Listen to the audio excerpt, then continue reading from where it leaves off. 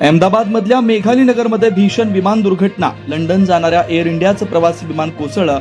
दुर्घटनास्थळी युद्ध पातळीवर बचाव कार्य. अहमदाबादमधील अपघातग्रस्त एअर इंडियाच्या विमानात 242 प्रवासी असल्याची माहिती. दुर्घटनेनंतर मोठी जीवितहानी झाल्याची भीती. अहमदाबादमध्ये एअर इंडियाचं विमान सिव्हिल रुग्णालयाच्या टीबी विभागावर कोसळलं, तर मेडिकल कॉलेजच्या हॉस्टेलमध्येही विमानाचे भाग घुसल्याची माहिती.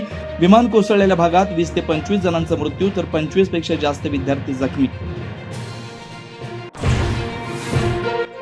अहमदाबादमधील अपघातग्रस्त विमानातील प्रवाशांमध्ये गुजरातचे माजी मुख्यमंत्री विजय रुपाणींच्या घरी महामृत्युंजयचा जप. विमानाचा भीषण अपघात कॅमेरामध्ये चित्रित. टेक ऑफ नंतर अवघ्या 7 मिनिटात विमान रहिवासी भागावर कोसळलं.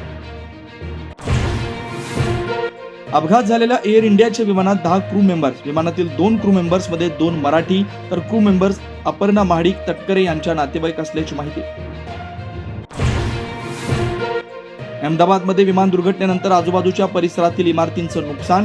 गाड्याही जळल्या. जखमींवर रुग्णालयात उपचार. मुख्यमंत्री देवेंद्र फडणवीस आणि मनसे अध्यक्ष राज ठाकरे यांच्यात मुंबईतील ताज लँड्स अँड हॉटेलमध्ये बैठक. ठाकरे बंधूंच्या मनोमिलनाची चर्चा असतानाच फडणवीस ठाकरेंमध्ये तासभर खलबतं.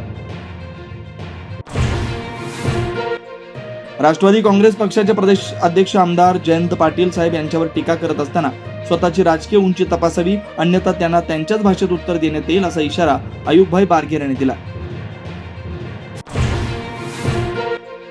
पळासखेडा येथे वादळी वाऱ्याचा कहर. झाड कोसळून महिलेचा मृत्यू. संपूर्ण गाव अंधारात. जिल्हाधिकाऱ्यांनी केली पाहणी. तिसऱ्या दिवशी प्रहार जिल्हाध्यक्षाचा अन्नत्याग आंदोलन सुरू. 4.5 किलो वजन कमी झाल्याची मिळते माहिती.